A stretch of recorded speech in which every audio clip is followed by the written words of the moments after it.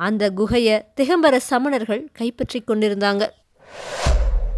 நடுநிசையுடைய நிசப்தத்தை களைச்சிக்கிட்டு மேலே காஞ்சியை நோக்கி போகாம போக போக உடுக்கையுடைய ஒளி அவ விரும்பினாலும் திரும்பி போக முடியாதபடி மங்கையர்க்கரசி கண்ட கனவோட பொருள் இன்னதுன்னு செம்பியன் வளவனால கண்டுபிடிக்க முடியல. இவ தன்னுடைய கனவை சொல்லி கொண்டிருந்த அதே நேரத்துல காஞ்சிக்கு தெற்குல 10 காத தூரத்துல வராக நதிக்கரையில என்ன நடந்து கொண்டிருந்தது அப்படிங்கிறத பார்த்தோன்னா ஒருவேளை அந்த கனவுடைய பொருளை நாம ஊகித்து அறிஞ்சு கொள்ளலாம். நடுநிசையில நிலவழியில வராக நதிக்கரையானது அதுவரையில என்றுமே கண்டறியாத காட்சியை கொடுத்துச்சு. மாபெரும் பாண்டிய சைனியம் அந்த நதிக்கரையில தண்டு இறங்கி இருந்துச்சு. அங்கங்க அமைஞ்சிருந்த கூடாரங்கள் மீது பறக்க விட்டிருந்த மீனக்கொடிகள் இளம் காற்றுல படபடன்னு அடிச்சுக்கிட்டு இருந்துச்சு. யானைகளும் குதிரைகளும் ரதங்களும் வண்டிகளும் கண்ணு கெட்டிய தூரம் காணப்பட்டுச்சு.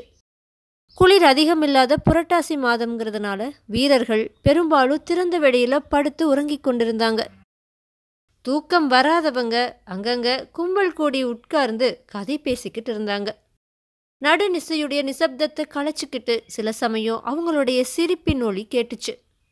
அப்படிப்பட்ட கூட்டம் ஒன்றுக்கு பக்கத்துல போய் அவங்க என்ன விஷயத்தை பத்தி பேசுறாங்கன்னு தெரிஞ்சுக்குவோம். பொதுவா அந்த வீரர்கள் கொஞ்சம் கவலையுடனேயே பேசிக்கிட்டு இருந்தாங்க. மேலே காஞ்சியை நோக்கி போகாம 3 நாளா அந்த வராக நதிக்கரையில சைனியம் தங்கி இருப்பதை பத்தியும் அவங்களுடைய சேனாதிபதி நெடுமாற பாண்டியனுக்கு உடம்புக்கு என்னங்கிறத பத்தியும் அவங்க பேசினாங்க. உடம்புக்கு ஒன்றும் இல்லை, வேற ஏதோ காரணம் இருக்குது அப்படின்னு சில பேர் காதோடு காரருக சொன்னாங்க. இளவரசருக்கு மோகினி பிசாசு பிடிச்சிருக்கு அப்படின்னு ஒருத்தர் சொன்னப்ப லேசா சிரிப்பு உண்டாச்சு. என்ன சிரிப்பு வேண்டி கிடக்குது? நாளைக்கு காலையில காஞ்சியிலிருந்து பல்லவர் படை கிளம்ப போகுது, நாம நடுவழியில உட்கார்ந்துட்டு இருக்கோம் அப்படின்னு சொன்னா இன்னொருத்தர். இங்கிருந்து திரும்பி மதுரைக்குத்தான் போகிறோமோ என்னவோ அப்படின்னு இன்னொருத்தன் சொன்னான். அப்படி திரும்பி போகிறத காட்டிலோ இந்த வராக நதியில விழுந்து உயிரை மாய்ச்சிக்கலாம் அப்படின்னு இன்னொருத்தன் சொன்னான். ஆஹா, உயிரை மாய்ச்சிக்கொள்ள நல்ல வழியை கண்டுபிடிச்ச. இந்த வராக நதியில தலைகீழா நின்னா தண்ணீர் மூக்கு வரையில வரும். இந்த நதியில மூழ்கி உயிரை மாய்ச்சிக்க ரொம்ப கெட்டிக்காரத்தனம் வேணும் அப்படின்னு இன்னொருத்தன் சொன்னான். எது எப்படி இருந்தாலும் நான் திரும்பி போக போறதில்ல. வாதாபியிலிருந்து அதை கொண்டு வர இதை கொண்டு வரேன்னு என் காதலிக்கிட்ட சொல்லிட்டு வந்திருக்க. வெறும் கையோடு போனா அவன் என்ன சொல்லுவா அப்படின்னு வேறொருத்தன் சொன்னான். வீர பாண்டியர் குலத்துல பிறந்தவருக்கு இப்படிப்பட்ட விளக்கெண்ணெய் சுபாவம் எப்படி வந்துச்சோ அப்படின்னு சொல்லி ஒருத்தன் பெருமூச்சு விட்டான். இப்படியெல்லாம் மேற்படி வீரர்கள் அழுத்து சலிச்சு பேசுறதுக்கு காரணமாயிருந்த பாண்டிய இளவரசன் நெடுமாறனை வராக நதிக்கரையோரமா அமைஞ்சிருந்த அவனுடைய கூடாரத்துக்கு போய் பார்ப்போம். ஆமா, இதோ வீற்றிருக்கிற இந்த கம்பீரமான சுந்தர புருஷன்தான் நெடுமாறன். பல்லவ குலம் தோன்றியதற்கு எத்தனையோ காலத்துக்கு முன்னாலிருந்து வாழையடி வாழையா வளர்ந்து வந்த பாண்டியர் மன்னர் குலத்துல பிறந்தவன். அவனுக்கு எதிரில் ஒரு திகம்பர சமணர் உட்கார்ந்திருக்காரு. அவருக்கு பக்கத்துல மயிலிறகு கத்த, சுருட்டிய பாய், கமண்டலம் இதெல்லாம் இருக்கு. கட்டையாகவும் குட்டையாகவும் மொட்டை தலையுடனும் விளங்கிய அந்த திகம்பர சமணரை பார்த்து நெடுமாறன், சுவாமி, இன்னும் எத்தனை நேரம் காத்திருக்க வேண்டும் அப்படின்னு கேட்டான். அவன் அப்படி கேட்டு வாய் மூடுறதுக்குள்ள எங்கேயோ வெகு தூரத்திலிருந்து ஒரு மெல்லிய கம்பன சப்தம், உடுக்கு அடிப்பது மாதிரியான சப்தம் வர தொடங்குச்சு.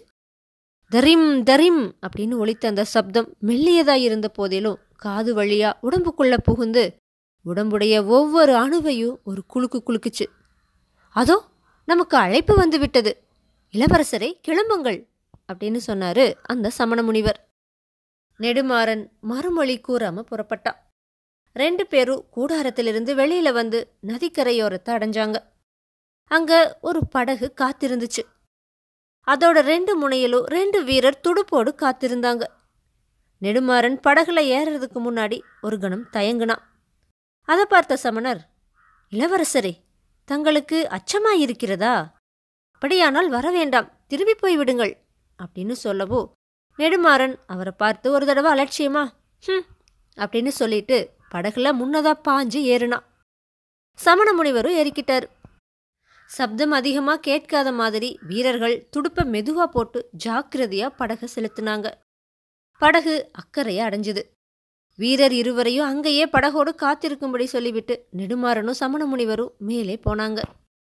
போக போக உடுக்கையுடைய ஒளி அதிகமாகிக் கொண்டே வந்துச்சு. அந்த ஒளியானது ஒரு வகை காந்த சக்தியைப் போல நெடுமாறனை கவர்ந்தெழுத்துச்சு. இனிமேல் அவன் விரும்பினாலும் திரும்பி போக முடியாதபடி அதோட சக்தி கணத்துக்கு கணம் அதிகரித்து கொண்டே இருந்துச்சு. நெடுமாறனுடைய நடையும் விரைவாகி கொண்டு வந்துச்சு. கடைசியில அவனுடைய நடை ரொம்ப வேகமாகி ஓட்டமாகவே மாறுச்சு. இளவரசே, நில்லுங்கள், நாம் சேர வேண்டிய இடம் இதுதான் அப்படின்னு சமண முனிவர் சொன்னது கனவுல கேட்பது மாதிரி நெடுமாறனுடைய காதுல கேட்டுச்சு. நெடுமாறன் நின்றான். அவனுக்கு எதிரில் பாறையில குடைந்த குகை ஒன்று காணப்பட்டுச்சு. குகையுடைய வாசல்ல 2 துவாரபாலர் நின்னாங்க. உண்மையில கல்லுல செதுக்கிய சிலைகள் தான் அவை. இருந்தாலும் மயக்கத்தில் ஆழ்ந்திருந்த இளவரசன் ஒரு கணம் அவங்க உண்மையான காவலர்கள்னே நினைச்சான். குகைக்குள்ளே இருந்து மங்கலான வெளிச்சம் வந்து கொண்டிருந்துச்சு. உடுக்கையோட சப்தமும் அந்த குகைக்குள்ளிருந்து தான் வந்துச்சு. ஆமா, இந்த பாறையும் குகையும் துவாரபாலர் சிலைகளும் நம்ம ஏற்கனவே பார்த்தவைதான். 9 ஆண்டுகளுக்கு முன்னாடி ஆயன சிற்பியார் குடைந்தெடுத்த குகை தான் அது. அந்த குகையை திகம்பர சமணர்கள் கைப்பற்றி கொண்டிருந்தாங்க.